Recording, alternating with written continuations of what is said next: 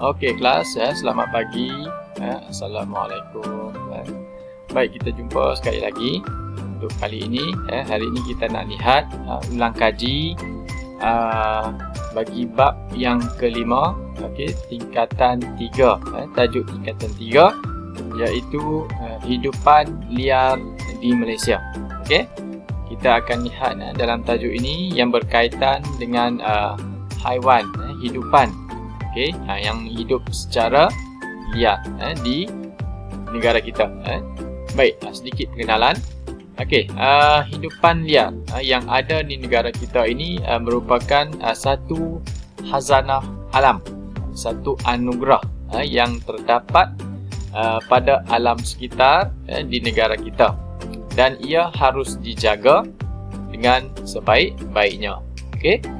Okey, sebelum ni adakah kita pernah terfikir berkaitan tentang kepentingan hidupan liar ini, okey, terhadap keseimbangan, okey, ekosistem yang ada pada sekeliling kita?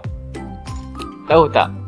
Okay, tahukah anda aktiviti-aktiviti yang telah dijalankan oleh manusia, oleh kita sendiri, yang telah memberi kesan menyebabkan hidupan liar ini telah diancam kepupusan, telah diancam kehidupan mereka, habitat mereka.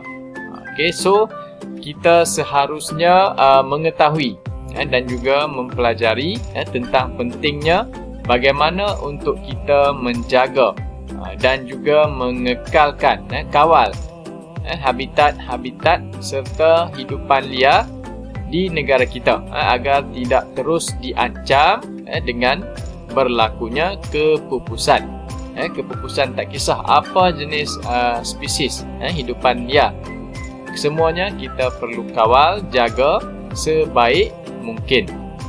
Walaupun aktiviti-aktiviti yang dijalankan oleh manusia memberi kesan yang baik kepada manusia, tetapi kita perlu memikirkan juga kesan kepada hidupan liar yang ada di negara kita. Okey, itu sedikit pengenalan. So dalam tajuk ini apa yang akan kita belajar?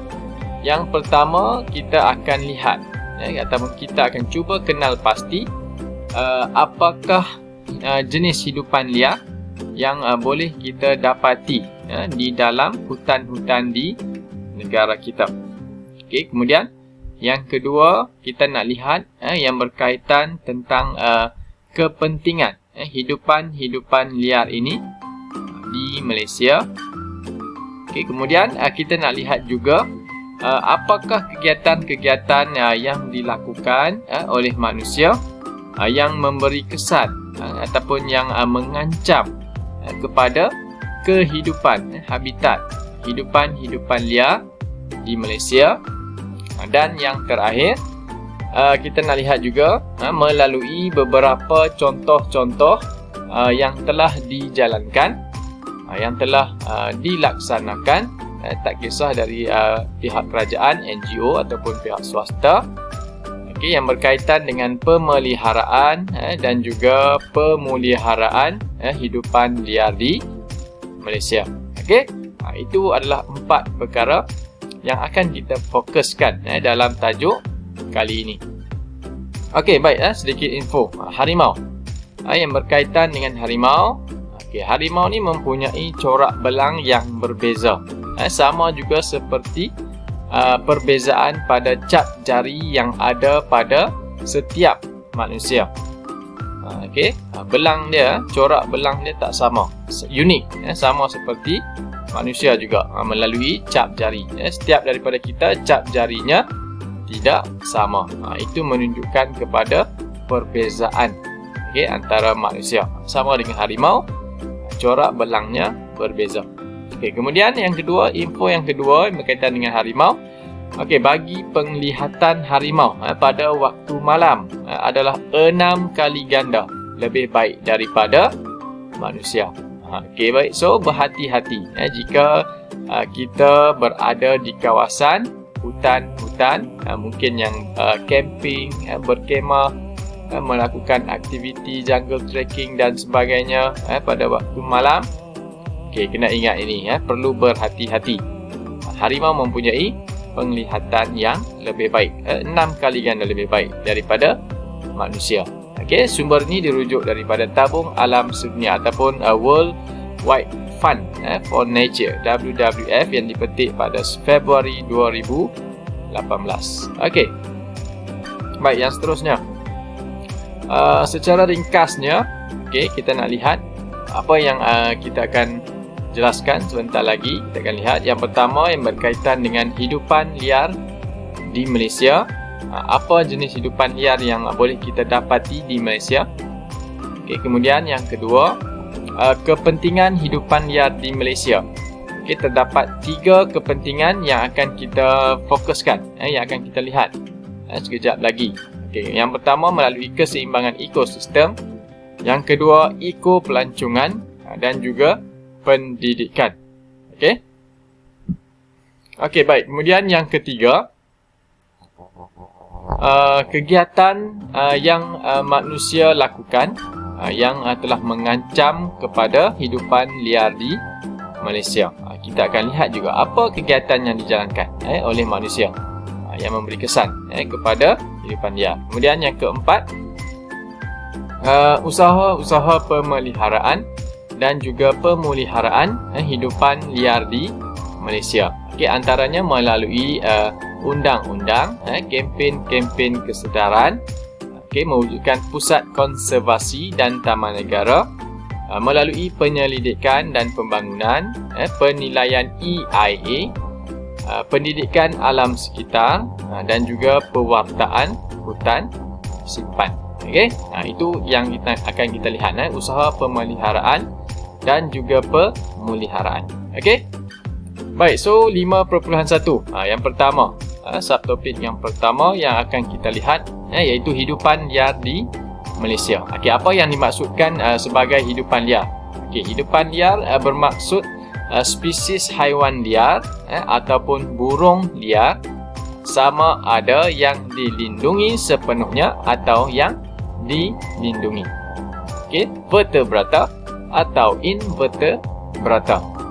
Hidup atau mati, matang atau tidak matang, dan sama ada boleh dijinakkan atau dibiarkan dalam kurungan atau tidak. Itu maksud kepada hidupan liar. Okey, di sini dinyatakan vertebrata dan invertebrata. Apa maksud dia? Adakah kamu masih ingat? Okey, kita akan lihat sebentar lagi. So, kita nak lihatnya antara spesies-spesies haiwan yang ada di negara kita. Okey, dia berikan gambar populasi, habitatnya, bagaimana tempat dia tinggal, lokasinya di mana untuk kita dapati, dan cara pemakanannya. Okey, ini kamu boleh lihat pada buku teks kamu sendiri, secara terperinci lah. Okey, so yang pertama saya sebut spesies-spesies haiwan, dan kamu lihat apa populasi dia, habitatnya, lokasinya, dan juga cara pemakanannya. So yang pertama adalah helang merah, yang boleh kita dapati di negara kita. Okey, kemudian yang kedua adalah tapir. Okey, yang ketiga harimau Malaya. Ini yang terkenal lah di negara kita, harimau Malaya. Cara pemakanannya cara carnivore. Okey, kemudian beruang matahari, ataupun kita panggil sebagai beruang madu. Okey, kemudian yang seterusnya dugong. Okey, kemudian penyu. Kamu lihat juga populasinya bagaimana, habitat, lokasi dan juga cara pemakanan bagi setiap haiwan-haiwan yang ada di negara kita ini. Okey, kemudian enggang. Okey, enggang ni memang terkenal bagi negeri Sarawak. Okey, kemudian badak Sumatera, monyet Belanda, orang hutan, dan juga gajah pygmy. Okey, seperti yang saya tanyakan tadi, vertebrata, invertebrata. Okey, vertebrata ni adalah kumpulan haiwan yang mempunyai ataupun bertulang belakang. Manakala invertebrata iaitu kumpulan haiwan yang tidak bertulang belakang. Okey. Kemudian omnivore, herbivore, carnivore. Ini adalah bagaimana corak pemakanan bagi haiwan-haiwan liar tadi. Bagi omnivore, dia makan daging dan juga tumbuh-tumbuhan. Okey, itu omnivore. Kemudian herbivore, dia hanya memakan tumbuh-tumbuhan sahaja. Manakala carnivore pula, dia hanya makan daging. Okey. Ingat omnivore kedua-duanya makan tumbuhan dan daging. Herbivore hanya tumbuh-tumbuhan. Carnivore pula haiwan yang memakan daging sahaja. Okey. Baik. Yang seterusnya 5.2 yang berkaitan tentang kepentingan hidupan liar di Malaysia. Apa kepentingannya? Okey, pengetahuan tentang hidupan liar ni kurang, menyebabkan hidupan liar yang ada di negara kita ni semakin diancam kepupusan kerana kita tidak tahu apa kepentingan hidupan liar ini kepada kita. Okay, sebenarnya ada mereka ataupun hidupan liar ini juga berperanan dalam berperanan dalam membantu kehidupan yang lain juga. Okey, yang pertama kita lihat peranan hidupan liar ini menyeimbangkan ekosistem. Yang pertama, keseimbangan ekosistem ni penting bagi meneruskan kelangsungan hidup bagi haiwan dan juga tumbuh-tumbuhan secara langsung ataupun tidak. Okey, kemudian yang kedua, hidupan liar adalah sebahagian daripada komponen siratan makanan. Maksudnya ada haiwan yang memerlukan haiwan yang lain sebagai sumber makanannya. Jika sumber makanannya tidak ada, apa yang akan berlaku? Cuba fikirkan. Okey, kemudian gangguan mana-mana organisme dalam aras trofik. Aras trofik iaitu yang ada gambar rajah di bawah ni. Ini adalah aras trofik. Okey, jika berlaku gangguan pada mana-mana peringkat, ia akan mengubah aliran tenaga yang seterusnya akan menjejaskan keseimbangan ekosistem itu sendiri. Okey, kemudian baja organik, hasil daripada penguraian tinja haiwan. Okey, tinja ni bermaksud najis. Najis-najis yang dibuang oleh haiwan merupakan satu bahan yang penting kerana ia membekalkan nutrien kepada tanah. Okey, so itu fungsi yang pertama, dia membekalkan ataupun memberi keseimbangan ekosistem. Okey, dengan rujuk kepada aras trofik ni lah yang paling tinggi pengguna tertia. Okey, iaitu haiwan karnivor sekunder yang memakan pengguna sekunder. Kita ikut pada peringkatnya.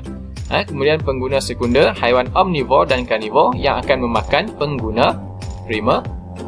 Okey, kemudian pengguna primer ni haiwan omnivor dan herbivor yang memakan organisme yang lain. Okey, dan sehingga peringkat pengeluar. So jika berlaku kepada ataupun berlaku gangguan pada salah satu peringkat aras trofik ini, dia akan memberi kesan kepada aras trofik yang lain pada peringkat yang lebih atas.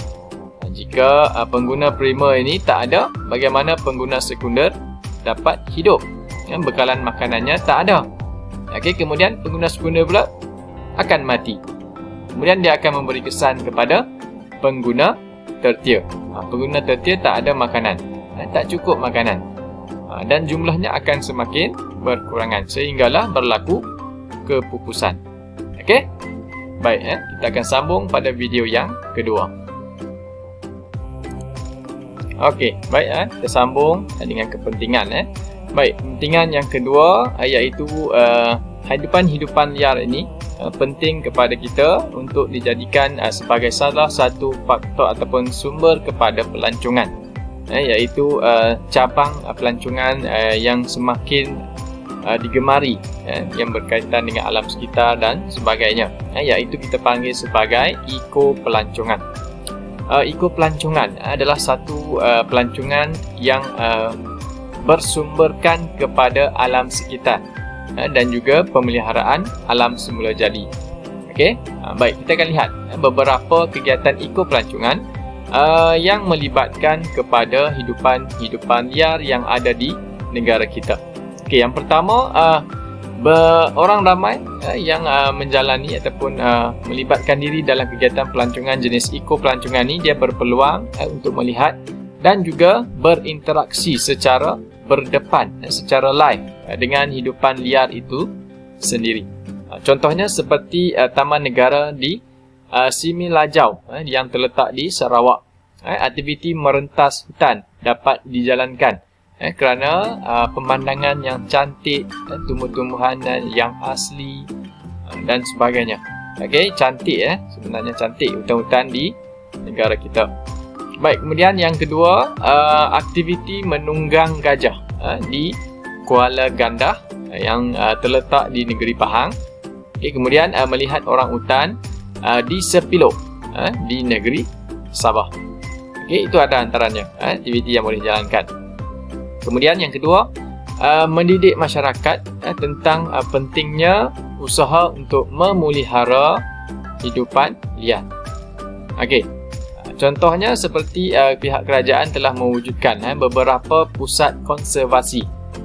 Okey, pusat konservasi ini tujuannya adalah untuk memelihara, menjaga hidupan liar ini secara lebih sistematik. Tujuannya adalah untuk mengatasi daripada berlakunya kepupusan beberapa jenis spesies yang semakin terancam. Sebagai contohnya, pusat konservasi hidupan liar di Sungai Dusun di Selangor, iaitu melibatkan haiwan tapir. Kemudian yang kedua, pusat konservasi dan penerangan penyu di Segari, Perak. Okey, kemudian yang seterusnya, membuka peluang pekerjaan juga kepada masyarakat yang ada di sekitar kawasan tersebut. Contohnya seperti pekerjaan sebagai pemandu pelancong di Sungai Kinabatangan di Sabah. Kemudian jurulatih scuba di Pulau Perhentian. Pelancong-pelancong yang datang dari luar berminat untuk menyelam boleh dapatkan khidmat daripada jurulatih scuba ini. Okey. Kemudian pengendali hidupan liar di Langkawi Wildlife Park di Kedah. Okey. Kemudian kepentingan yang ketiga, melalui pendidikan. Pendidikan ni yang pertama dapat menubuhkan pusat pemeliharaan dan pembiakan spesies yang terancam. Okey, kemudian menyediakan kemudahan pengajaran dan pembelajaran yang berkenaan dengan hidupan liar ini. Okey, kemudian menjalinkan hubungan kerjasama antara jabatan kerajaan yang berkaitan dengan hidupan liar melalui proses-proses projek penyelidikan dan sebagainya. Okey, iaitu penyelidikan dan juga pembangunan R&D. Okey. Kemudian kerjaya dalam bidang profesional yang berkaitan dengan hidupan liar. Sebagai contohnya, veteriner, pensyarah, penyelidik dan juga ahli forensik. Semua ni kerja-kerja ataupun kerjaya yang profesional yang melibatkan diri, terlibat secara langsung kepada hidupan liar tadi. Okey. Kemudian melestarikan alam sekitar, iaitu dengan menjalankan program Kita Semula dapat memelihara dan memulihara alam sekitar itu tadi. Kemudian menggalakkan inovasi dalam kalangan pelajar untuk menghasilkan teknologi yang lebih mesra alam. Baik, kemudian mendapat pengetahuan yang baru dan tidak bergantung kepada dapatan daripada negara-negara yang lain. Okey. Ini rajah ataupun graf yang merujuk kepada jumlah spesies hidupan liar yang dilindungi di Malaysia. Okey, yang paling banyak adalah burung, kemudian mamalia, reptilia, serangga, amfibia dan yang seterusnya lah. Okey. Kemudian mengekalkan dan melindungi biodiversity. Biodiversity ini merujuk kepada kepelbagaian spesies tumbuhan dan haiwan dalam persekitaran semula jadinya. Okey. Baik, pengenalan biodiversity, terutamanya dalam subjek yang kita belajar, geografi dan juga subjek sains. Okey, ini membolehkan kamu semua dapat kenal spesies-spesies haiwan dan juga pelbagai jenis tumbuh-tumbuhan yang ada di sekitar kita, di negara kita. Okey, kemudian aktiviti-aktiviti menanam pokok bakau dapat mengekalkan lagi biodiversity, terutamanya di kawasan paya-paya bakau. Banyak aktiviti-aktiviti ataupun program-program yang dijalankan yang berkaitan dengan penanaman pokok bakau sedang dijalankan pada masa kini. Kemudian lawatan ke kawasan hutan simpan dapat memberi maklumat kepada pelajar tentang kepentingan fungsi biodiversity itu dalam kehidupan. Kenapa pentingnya untuk kita jaga alam sekitar. Okey. Dan kita perlu akan dapatkan maklumat melalui lawatan-lawatan ke kawasan-kawasan yang sepatutnya. Kita akan lihat tentang kepentingannya, kepentingan biodiversity kepada kehidupan secara keseluruhannya. Okey, baik. Kemudian 5.3, kegiatan manusia yang mengancam kepada hidupan liar. Apa yang manusia lakukan yang menyebabkan hidupan-hidupan liar ini terancam? Okey, antaranya kita lihat yang pertama, aktiviti pembalakan. Okey, melalui aktiviti pembalakan, penebangan pokok, apa yang akan berlaku? Yang pertama, menyebabkan kemusnahan habitat flora dan fauna, tempat tinggal. Okey, tempat tinggal bagi hidupan ini akan terjejas, musnah. Kemudian permukaan tanah akan terdedah kepada ejen-ejen hakisan. Okey, kemudian akan kekurangan berlakunya proses sejat peluhan. Peningkatan kandungan karbon dioksida di atmosfera yang akan menyebabkan suhu bumi meningkat. Okey, kemudian tanah akan menjadi tandus, kurang subur. Okey, kemudian hidupan liar diancam kepada kepupusan. Kemudian berlaku juga kejadian banjir di kawasan tanah yang lebih rendah dan berlaku pencemaran sumber air. Okey, itu melalui aktiviti pembalakan. Manakala yang kedua, pengkuarian. Pengkuarian ini adalah satu aktiviti letupan bongkah-bongkah batu dengan menggunakan bom ataupun letupan di kawasan-kawasan yang mempunyai bongkah-bongkah batu yang besar. Okey, akibat daripada penggunaan ataupun letupan-letupan bom ini, kemusnahan akan berlaku, terutamanya kepada habitat-habitat hidupan liar yang ada di sekitarnya. Kemudian bunyi yang bising di kawasan kuari, iaitu bunyi letupan-letupan bom, dia akan mengganggu kepada hidupan liar. Okey, kemudian pencemaran udara akibat daripada habuk dan debu kering yang berterbangan di udara akibat daripada letusan-letusan bom, letupan bom tadi. Kemudian pencemaran air berlaku akibat daripada air larian permukaan yang membawa debu dan juga kotoran hasil daripada letupan tadi masuk ke dalam sungai. Okey, kemudian banjir di kawasan yang rendah. Dan yang terakhir, hidupan liar terpaksa mencari habitat yang baru yang lebih selamat. Okey, kemudian aktiviti yang seterusnya, pembinaan empangan. Okey, pembinaan empangan ini merupakan aktiviti yang dalam skala yang besar di kawasan hutan, terutamanya kawasan hutan yang berbukit, yang bertanah tinggi. Okey, ini akan mengakibatkan kemusnahan hutan akan berlaku dalam skala yang lebih besar, saiz yang lebih besar. Kebanyakan habitat-habitat hidupan liar akan musnah, tenggelam akibat ditenggelami oleh air. Kemudian keseimbangan ekosistem dan rantai makanan akan terjejas. Okey, kemudian aktiviti pertanian. Okey, kawasan hutan diteroka, ditebang, digantikan dengan tanaman-tanaman komersial, tanaman dagangan seperti getah, kelapa sawit. Ini akan menyebabkan landscape asal berubah, keadaan asal hutan akan berubah, dan rantaian makanan dalam ekosistem di kawasan tersebut akan terganggu. Kemusnahan kepada tempat tinggal hidupan liar, habitat dia terganggu. Kualiti tanah akan merosot, hidupan air terjejas akibat daripada penggunaan racun serangga dan juga bahan kimia. Kemudian dibawa oleh air-air larian permukaan ke dalam sungai. Okey. Kemudian aktiviti pengangkutan dan perhubungan, iaitu pembinaan jaringan pengangkutan terutamanya di kawasan tanah yang tinggi.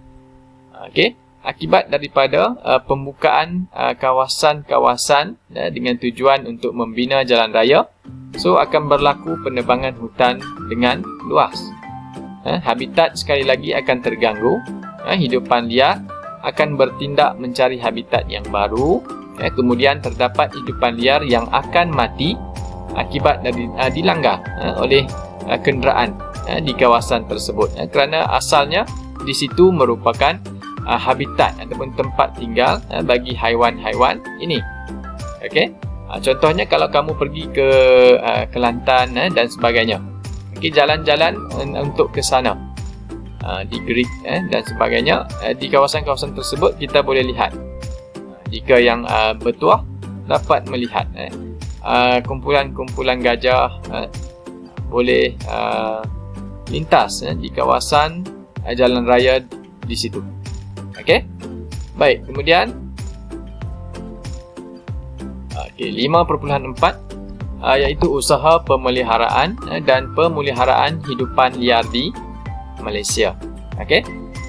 Maksud kepada pemeliharaan dan pemuliharaan, adakah kita masih ingat apa itu pemeliharaan dan juga pemuliharaan? Okey, baik. Pemeliharaan ini adalah hidupan liar. Okey, penting untuk mengelakkan daripada berlakunya kepupusan. Antara usaha yang dijalankan, menguatkuasakan undang-undang, kempen-kempen kesedaran, mewujudkan pusat konservasi dan taman negara, menjalankan penyelidikan pembangunan ataupun research and development R&D, melakukan EIA, penilaian impak alam sekitar, pendidikan dan juga mewartakan hutan simpan.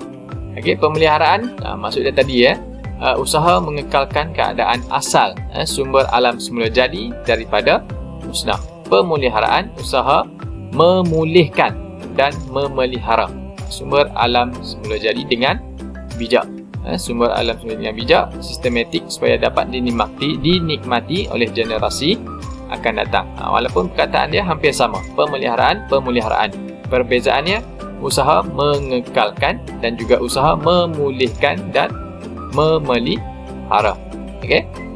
Baik, yang pertama melalui undang-undang Akta Kualiti Alam Sekeliling tahun 1974 pindaan 1985.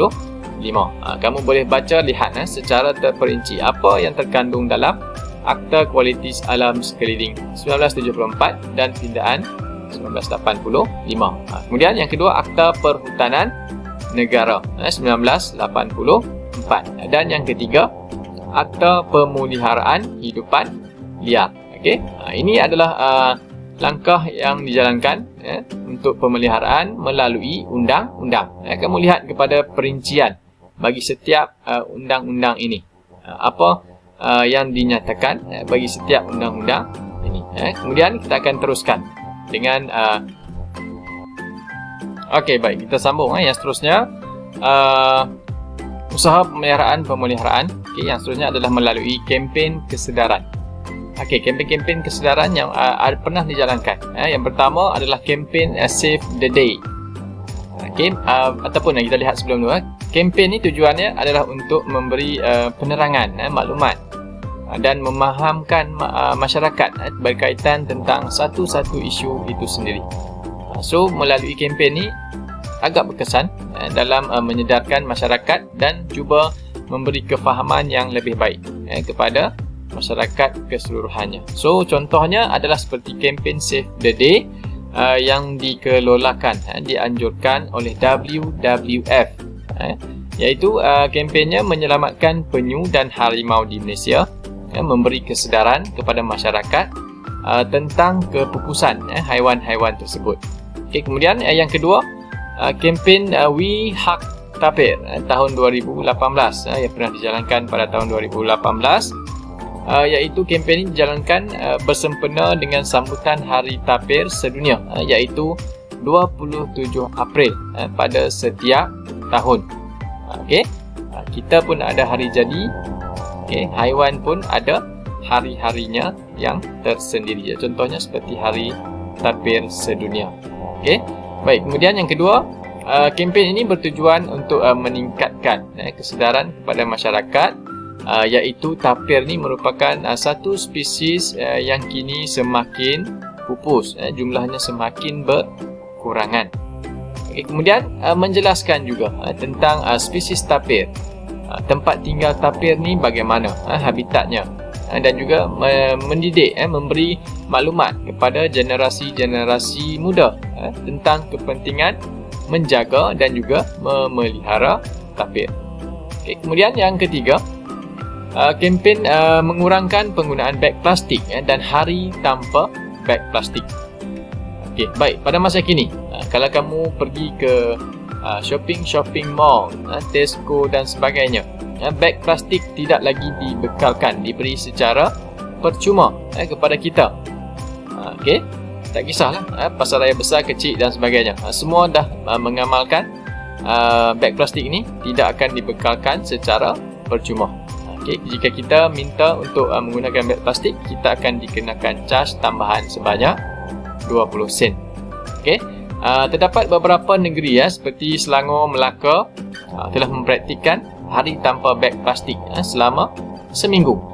So, setiap hari lah mereka mengamalkan kempen ini, tanpa penggunaan beg plastik setiap hari. Dia akan mendidik masyarakat supaya kita semua menggunakan beg yang lebih mesra alam, seperti beg biodegradasi. Beg biodegradasi ini beg yang dia punya buatan dia, okey, sumber buatan dia lebih mudah untuk diurai, untuk dihancur jika dibuang begitu saja, jika berbanding dengan beg plastik. Okey, beg plastik ini mengambil masa yang sangat lama untuk hancur. Okey, baik. Kemudian Hari Tenggiling Sedunia, itu disambut pada hari Sabtu Sabtu ketiga bulan Februari setiap tahun, sama dengan tapir tadi. Okay, tapi dia bulan Februari. Tujuannya adalah untuk meningkatkan kesedaran kepada manusia tentang pemeliharaan, tentang hidupan liar tersebut. Okay, kemudian menghentikan kegiatan perdagangan haram tenggiling. Okay, kemudian menurut WWF, populasi tenggiling di Asia telah merosot sebanyak 80% dalam tempoh 2007 hingga 2017. Okay, sebabkan itu, keputusan Convention tentang perdagangan antarabangsa terhadap spesies flora dan fauna liar terancam telah meluluskan pengharaman secara penuh perdagangan tenggiling. Maksudnya tenggiling ini tak boleh lagi didagangkan, dijual sesuka hati. Okey, baik. Kemudian usaha yang seterusnya melalui pusat konservasi dan juga taman-taman negara, mewujudkan pusat konservasi dan taman negara. Okey, usaha ini dilakukan untuk melestarikan alam sekitar. Tujuan yang lain seperti penyelidikan, pendidikan, rekreasi dan ekologi. Manakala taman negara ni habitat bagi kebanyakan spesies hidupan liar di Malaysia. Di bawah ni kita dapat lihatlah, kamu dapat lihat contoh kedudukan dalam peta. Pusat konservasi yang dilabelkan A sehingga L, yang berwarna kuning ni, kamu boleh rujuk sendiri. Ada banyak jenis pusat konservasi di sini. Okey, kemudian yang bernombor yang ada di dalam peta ni, ialah taman-taman negara yang ada di seluruh Malaysia. Okey, yang saya katakan tadi, pusat konservasi dan juga taman negara. Ini sambungan dia. Okey, kamu boleh lihatlah kedudukan pusat-pusat konservasi, kewujudan taman-taman negara yang telah wujud di negara kita. Okey, kemudian usaha yang seterusnya melalui penyelidikan dan juga pembangunan, R&D. Okey. Okey, tujuan penyelidikan dijalankan untuk memberi kesedaran kepada masyarakat tentang pentingnya memelihara dan memelihara hidupan liar. Okey, kemudian yang kedua, mengekalkan hidupan liar dan habitatnya supaya khazanah alam menjadi lebih terpelihara. Okey, kemudian penyelidikan tentang hidupan liar. Okey, penyelidikan ini bertujuan antaranya untuk mengenal pasti habitat bagi sesuatu hidupan liar. Sebagai contoh, kajian habitat berkaitan dengan harimau Malaya oleh Perhilitan, jabatan daripada Jabatan Kerajaan lah, Perhilitan ni. Kemudian mengkaji spesies hidupan liar yang wujud di Malaysia, iaitu kajian tentang spesies penyu oleh Jabatan Perikanan. Kemudian mengetahui makanan yang sesuai dengan hidupan liar, contohnya kajian tentang makanan untuk beruang matahari. Kemudian mengenal pasti jenis penyakit yang dihadapi oleh spesies hidupan liar. Contohnya diagnosis yang dijalankan oleh Jabatan Hidupan Liar Sabah, UMS, terhadap buaya yang sakit, terutamanya di Tuaran Crocodile Farm di Sabah. Yang seterusnya menjalin kerjasama penyelidikan antara agensi kerajaan dengan universiti tempatan. Itu kerjasama antara jabatan kerajaan dan juga universiti berkaitan dengan spesies-spesies yang terancam. Kemudian kaedah pembiakan untuk mengekalkan spesies hidupan liar. Contohnya projek pembiakan dalam kurungan untuk meningkatkan populasi seladang di negeri Pahang, di Jenderak Selatan. Dan yang terakhir, mengkaji kemandirian dan sifat hidupan liar. Contohnya kajian tentang tingkah laku tapir oleh Malay Tapir Conservation Centre, MTCC, dan di Pusat Konservasi Hidupan Liar Sungai Dusun di Selangor. Kemudian yang seterusnya, EIA, iaitu penilaian impak alam sekitar. Ia adalah untuk mengenal pasti, meramal, menilai dan memberitahu maklumat tentang kesan alam sekitar, kesan kepada alam sekitar akibat daripada satu-satu projek pembangunan yang dicadangkan. Dan ia akan memperincikan langkah untuk mengurangkan kesan terhadap alam sekitar jika projek itu tetap dijalankan. Baik. Beberapa elemen dalam EIA. Objektif dia meramal, menjangka kesan projek pembangunan ke atas alam sekitar, teliti memilih alternatif projek yang terbaik, kemudian mengenal pasti, memberi langkah kawalan, meramal impak kepada alam sekitar, kemudian mengenal pasti kos terhadap alam sekitar. Itu objektif dia. Kemudian perundangan dia mengikut kepada Seksyen 34A kurungan 1 Akta Kualiti Alam Sekeliling. Kemudian 1974 Akta kurungan Akta 127 pindaan 1985. Denda tidak melebihi RM100,000 ataupun penjara tidak melebihi 5 tahun ataupun kedua-duanya sekali jika gagal mengikut kepada peraturan. Di Malaysia, EIA ini telah dimula kuatkuasakan pada 1 April 1998. Antara aktiviti, contoh aktiviti yang memerlukan EIA: pembalakan pertanian dengan melebihi keluasan 500 hektar, pembinaan empangan hidroelektrik melebihi keluasan 400 hektar, pembinaan resort hotel di tepi pantai melebihi 80 bilik, pembinaan infrastruktur, contohnya seperti pembinaan hospital, lebuh raya, lapangan terbang, landasan kereta api dan juga pembukaan bandar-bandar yang baru. Kemudian pendidikan, melalui pendidikan. Kepentingan pendidikan alam sekitar. Murid akan lebih mengutamakan alam sekitar dalam sesuatu tindakan. Kemudian murid dapat melibatkan diri secara aktif di lapangan. Murid akan lebih peka dan prihatin mengenai alam sekitar. Kemudian murid akan mempunyai pengetahuan dan kemahiran untuk menyelesaikan isu-isu alam sekitar. Murid bermotivasi untuk memelihara dan memelihara alam sekitar, dan juga murid akan memahami pembangunan tentang konsep pembangunan lestari. Pembangunan lestari ini bermaksud pembangunan tanpa menjejaskan alam sekitar. Kemudian usaha yang seterusnya iaitu mewartakan hutan simpan. Hutan simpan merupakan kawasan hutan yang telah diwartakan, tujuannya untuk tujuan perhutanan dan ditadbir oleh Jabatan Perhutanan bagi setiap negeri. Pokok-pokok yang ada di dalam hutan ini tak boleh ditebang kerana dia telah dilindungi melalui undang-undang, iaitu Akta Perhutanan Negara 1984 kurungan Akta 313. Ini contoh dia, hutan-hutan kekal yang telah diwujudkan. Hutan simpan kekal UKM Selangor, hutan simpan sungai Hutan Simpan Sungai Menjala Negeri Sembilan, dan Hutan Simpan Bukit Nanas di Kuala Lumpur. Okey. So itu adalah tajuk untuk hari ini. Kita akan imbas kembali antara yang kita dah lihat tadi, hidupan liar di Malaysia, kemudian kepentingan hidupan liar di Malaysia, kegiatan manusia yang mengancam kehidupan liar, dan juga usaha pemeliharaan dan pemeliharaan kepada alam sekitar. Okey. So latihan dia mudah saja. Saya rasa ini latihan yang mudah. Kamu lihat pada buku teks kamu, muka surat 95, 96, dua muka surat sahaja.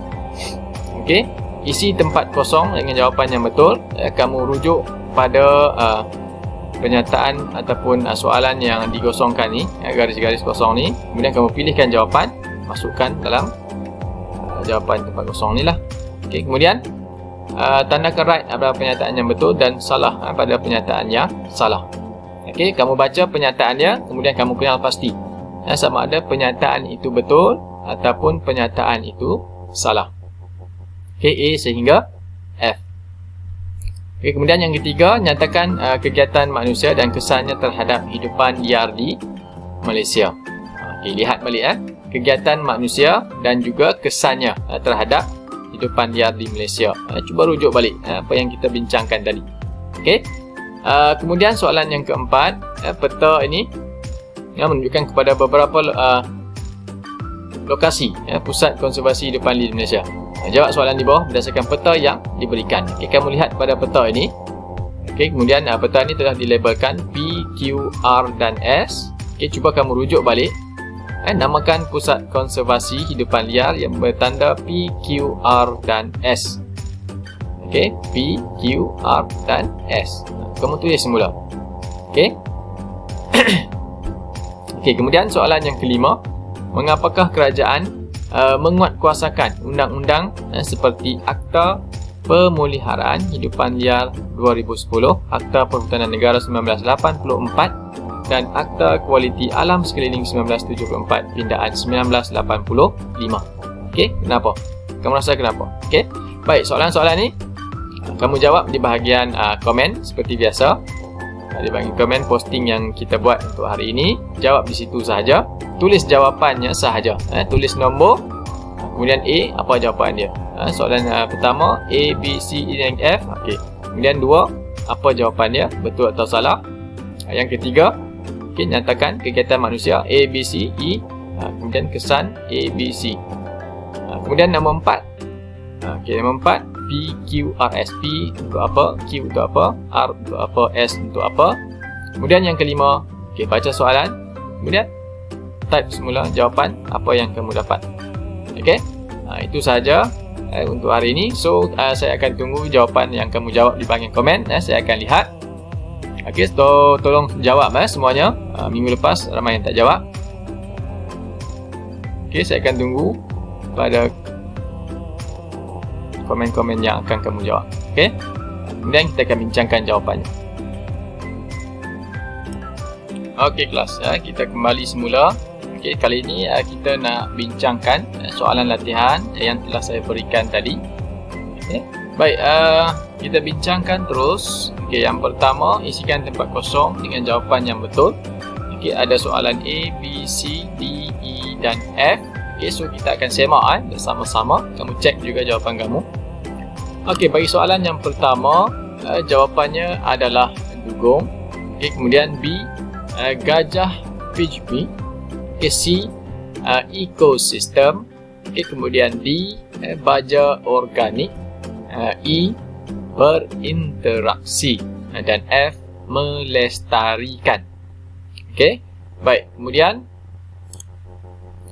soalan yang kedua, kita tandakan betul pada pernyataan yang betul dan salah pada pernyataan yang salah. Kamu boleh tulis betul ataupun salah, boleh diterima juga. Kamu kalau pernyataan itu betul, kamu tulis betul. Okey, betul lah. Kalau salah, tulis salah. A, B, C, D, E dan juga F. Okey, jawapannya yang pertama salah. Okey, A, B betul, C salah, D betul, E betul dan F pun betul. Okey, itu soalan yang kedua. Okey, kemudian soalan yang ketiga. Okey, nyatakan kegiatan manusia dan kesannya terhadap hidupan liar di Malaysia. Okey, kegiatan manusia, kita lihat kepada kegiatan manusia dahulu. Kegiatan manusia yang pertama iaitu pembalakan, B. Pengkuarian, C. Pembinaan empangan, D. Pertanian, dan E.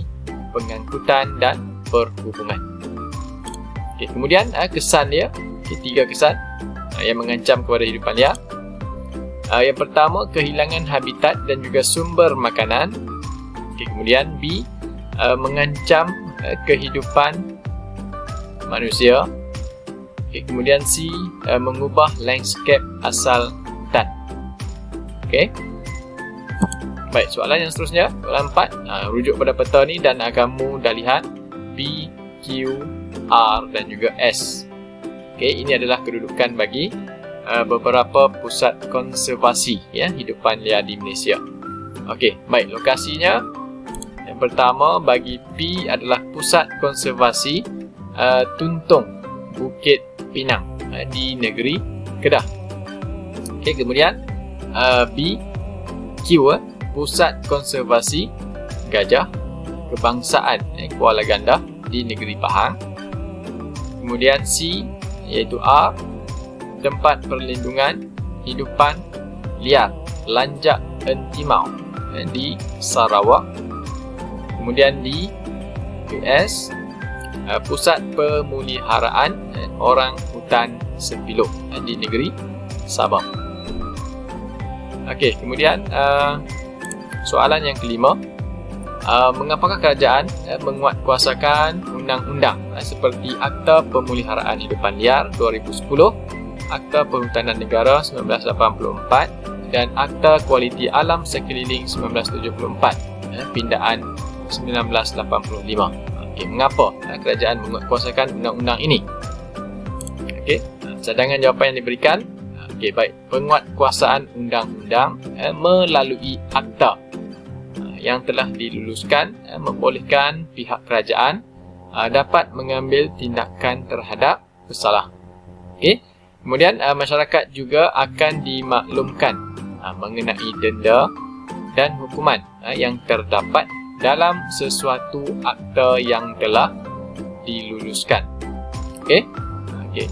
So keyword dia iaitu isi-isi penting yang perlu ada pada jawapan ini iaitu penguatkuasaan undang-undang ni dapat membolehkan pihak kerajaan dapat mengambil tindakan kepada perlakuan-perlakuan ataupun tindakan-tindakan yang menyalahi undang-undang ataupun akta yang telah ditetapkan.